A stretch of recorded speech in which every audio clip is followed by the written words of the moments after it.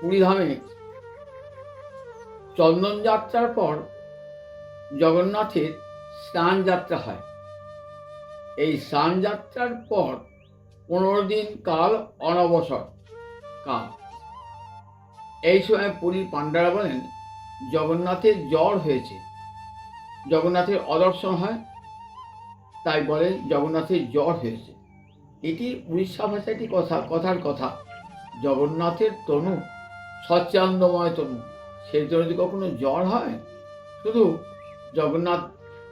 জগন্নাথের অঙ্গরাগহীন মূর্তি দর্শন করলে অমঙ্গল হবে বলে এই কদিন জগন্নাথ মূর্তি দর্শন হয় না।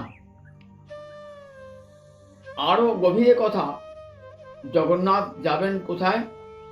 অর্থাৎ কুরুক্ষেত্র হতে যাবেন বৃন্দাবনে। তা যেতে গেলে লক্ষ্মী দেবীর অনুমতি চাই। এই 15 দিন ধরে লক্ষ্মীর সঙ্গে সদা পরামর্শ চলে। লক্ষ্মী বলেন না, বৃন্দাবনে গেলে তুমি আর ফিরবে না। অর্থাৎ গুন্ডিচা মন্দিরটা হলো বৃন্দাবন, ওখানে সুন্দরাচল পর্বত আছে। নীলাচল থেকে সুন্দরাচল যাবেন, অর্থাৎ কুরুক্ষেত্র হতে যাবেন বৃন্দাবনে, অর্থাৎ শহর থেকে গ্রামে যাবেন। শহরে কুরুক্ষেত্র শহর যুদ্ধের শহর, সেখানে রথ, হাতি, ঘোড়া। আর বৃন্দাবনে কি আছে? বৃন্দাবনে গরু চড়ছে মাঠে, সেখানে গরুর গাড়ি আছে, শ্রীরাম সুদাম সখাগণ আছেন, সেখানে যমুনা নদী আছে।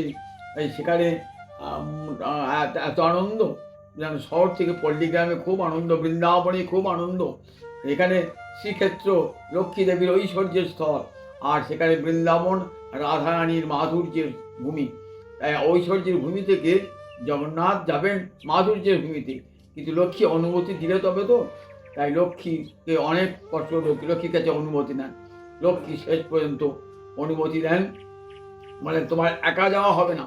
তাহলে দাদা বড়দেবকে সঙ্গে নিই, বলে না, বড়দেব ও সাদা সিধে লোক খুব আলাপ ভোলা, তাহলে ভগিনী সুভদ্রাকে নিই।